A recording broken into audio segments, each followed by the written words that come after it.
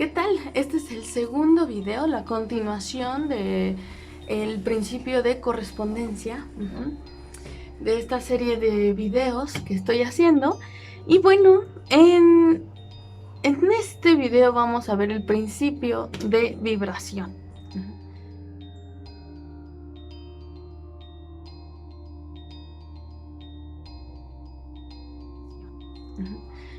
¿Qué entendemos por vibración? Pensamos que, bueno, en física se estudia mucho vibraciones, oscilaciones y ondas.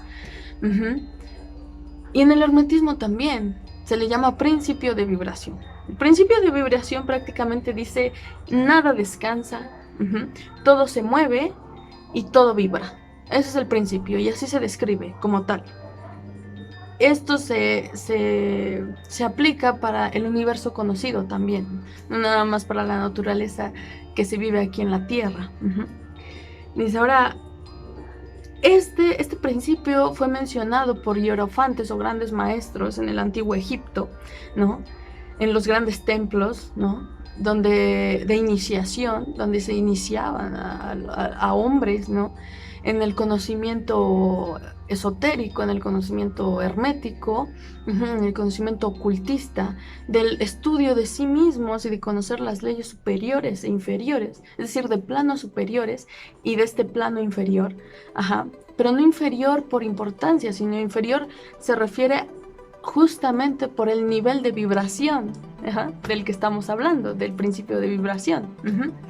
Entonces dice, ni este está dejando de vibrar, ni en este momento la lámpara con la que estoy iluminando mi cara, el escenario aquí en el cuarto, está vibrando continuamente, el aire está vibrando continuamente, yo estoy vibrando, mi corazón está palpitando, mis ojos están haciendo esto, bombeando sangre, mi corazón, la vibración, las oscilaciones, eso se da a toda escala, tanto diminuta como, es decir, en el microcosmos, es decir, en las moléculas, en las partículas más pequeñas que conforman el átomo, electrones, protones, neutrones, y otras partículas subatómicas nuevas, ¿no? Positrones, y demás. Todas esas partículas del microcosmos vibran todo el tiempo. ¿Cómo vibran? Eso depende de su naturaleza. Ahora, nosotros, por ejemplo, el macrocosmos es todo lo que me rodea. Es lo que es de mi tamaño a escala, es decir, mi tamaño a escala pues es esta casa, porque aquí quepo bien, quepo por la puerta está hecha para un ser humano, promedio, ¿no? De unos, a lo máximo, unos 90 metros, ¿no? Entonces, eso es el macrocosmos. Un volcán, por ejemplo, estudiar el volcán es el macrocosmos, estudiar cerros, el macrocosmos, estudiar el océano también es macrocosmos, ¿sí? Estudiar los sistemas a escala del ser humano, a escala de los animales es el macrocosmos también. ¿Y el cosmos qué es? No, pues son palabras o dimensiones mayores, ¿no? Dimensiones de unidades astronómicas, es decir, millones de kilómetros, ¿no? El Sol, el planeta Tierra ya es perteneciente al cosmos, ya es una unidad, un cuerpo cósmico, ¿no? Entonces, ese es el cosmos, ¿no? Entonces se dice que no importando el microcosmos, macrocosmos o cosmos, todo está en movimiento, siempre, todo. De hecho, por ejemplo, se cree que justamente este principio de vibración es la causa esencial de las diferentes manifestaciones de vida que podemos llegar a encontrar o de cuerpos que podemos llegar a encontrar. Es decir, si yo tengo el cuerpo de un ser humano es porque yo vibro con las frecuencias de un ser humano. Entonces, es decir, es como si definiéramos a los animales, jaguares, conejos, en diferentes frecuencias de vibración. Es decir, cada uno tiene una frecuencia natural así como los objetos, que hay edificios que tienen una frecuencia natural, cada edificio tiene una frecuencia natural, cada objeto tiene una frecuencia natural. Entonces, eso se sabe muy bien en física. En el área de acústica se estudia todo el tiempo la frecuencia natural de los objetos. Y vuelvo a los sismos, porque los sismos son algo muy importante. Se estudian vibraciones, oscilaciones y ondas en un sismo, porque son ondas, la manera en que la energía se transmite a través de la materia. Entonces, los ingenieros todo el tiempo trabajan con este principio también, ¿no? Porque están trabajando con el principio de vibración, en el sentido de que buscan la frecuencia natural de los edificios para ver de qué manera, cuando haya un sismo, no coincida esa frecuencia y por eso se puedan llegar a afectar, ¿está bien? O a derrumbar incluso, ¿no? Hay muchos ejemplos, ¿no? Y entre ellos también algo importantísimo que menciona el Kybalión y que lo quiero hacer ver aquí, es que justamente esas diferentes manifestaciones existen gracias a que hay diferentes frecuencias de vibración variables, ¿no? Es decir, que nosotros vibramos de diferente manera, cada uno de nosotros, ¿no? Y esto, bueno, también se vierte en otros principios que se ven más adelante, o en el primer principio, que es el de mentalismo. Pero eso lo vamos a tocar más adelante.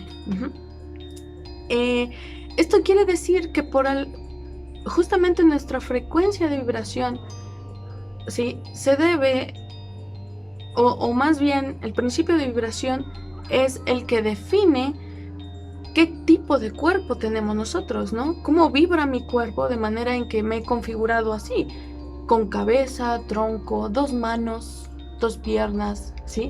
Entonces nos diferenciamos por esas frecuencias de vibración que nosotros tenemos, naturales. Los seres humanos tenemos cierto rango en donde nos movemos.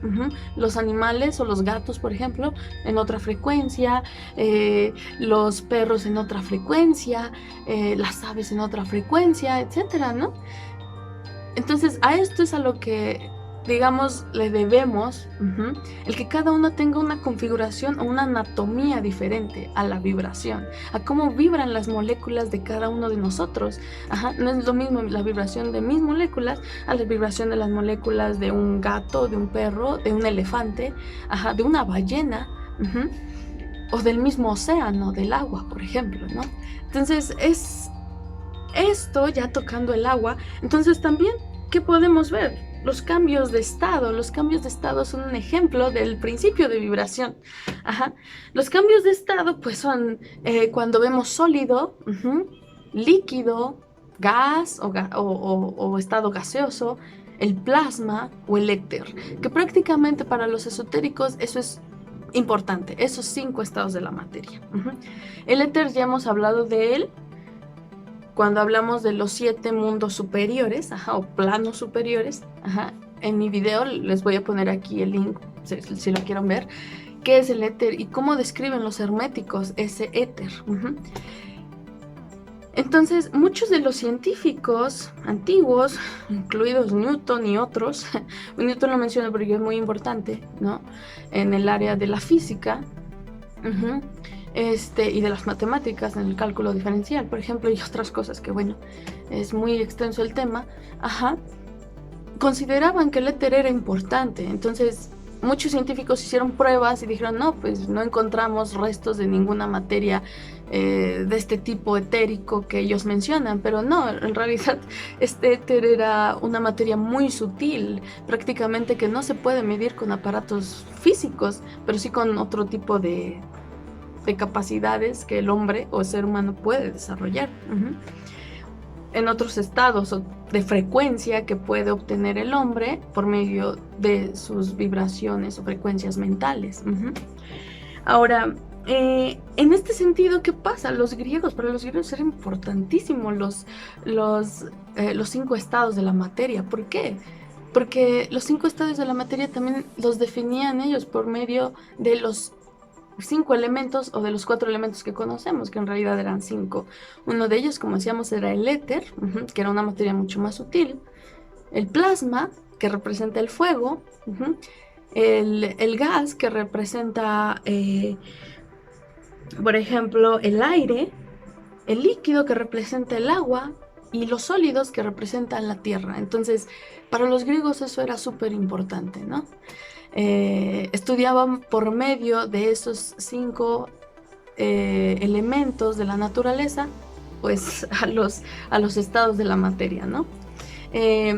Y que bueno, se le llama eso pseudocientífico, pseudoesotérico, pero no, en realidad más bien tenían un conocimiento o un nivel del principio de correspondencia mucho más amplio que hoy en día. Hoy en día se mutila el conocimiento y se le quiere dejar en una sola vertiente, cuando en realidad lo que le enriquece es integrarlo todo, ¿no? Lo más que se pueda para hacer un boom en que el conocimiento pues es una cuestión de conciencia, ¿no? No nada más de memorizar y decir que esto funciona para solamente esta cosa, no, se trata de integrar el conocimiento. Entonces, los griegos eran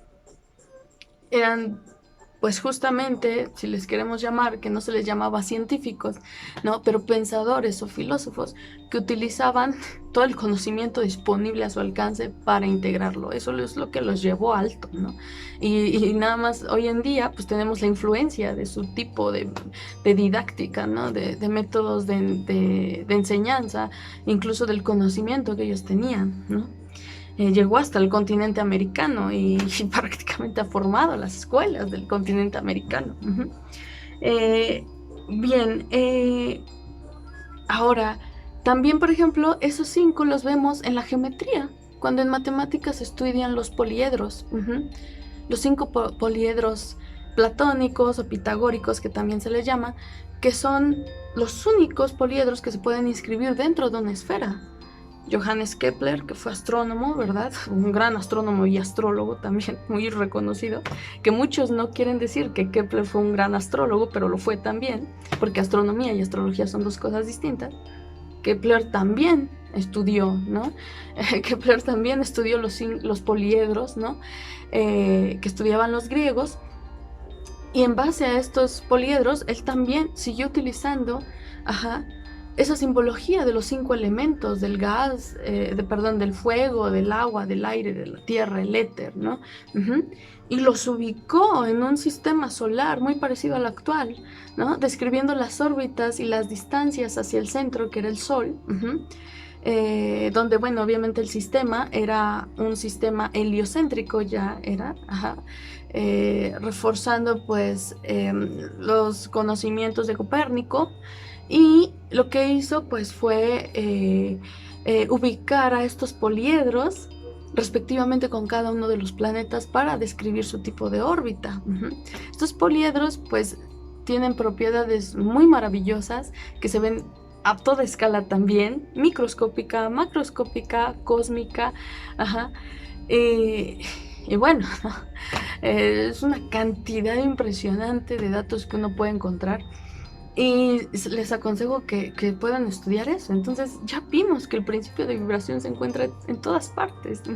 Entonces también se encuentra en los poliedros, porque quiere decir que dependiendo de cómo vibran las partículas, forman cierta clase de poliedros, ¿no? Y se van uniendo las moléculas de cierta manera y hacen enlaces químicos, etcétera, o reacciones, ¿no? ¿Realmente el principio de vibración es tan diferente a la ciencia? Claro que no. ¿Y se puede utilizar a la vida? Por supuesto que sí. ¿Qué quiere decir esto? Que de acuerdo a cómo vibremos se van a formar las cosas. Pero el principio de vibración requiere también que sepamos otras cosas. ¿Qué es la vibración? ¿Qué nos dota a nosotros de la capacidad de modificar las vibraciones que nos rodean? Lo vamos a ver más adelante también. Seguramente ya lo han escuchado antes, pero igual lo vamos a ver de una forma más detallada hasta el final, cuando entremos al principio de mentalismo, que es el que engloba los otros 6 principios. Con esto me despido. Espero que les guste y les haya quedado un poquito más claro qué es el principio de vibración y en dónde lo podemos encontrar, y que no es en absoluto diferente a la ciencia, y que este principio de vibración también es la causa de cómo se maneja la ciencia hoy en día y de cómo ha ido progresando. Hoy en día la ciencia no tiene la menor duda de que las vibraciones, las oscilaciones y las ondas son fundamentales para estudiar los sistemas físicos o los sistemas o los fenómenos naturales, ya sean cósmicos, macrocósmicos, microscópicos también, ¿ok? Bueno, con esto me despido y espero verlos en el siguiente video. Bye.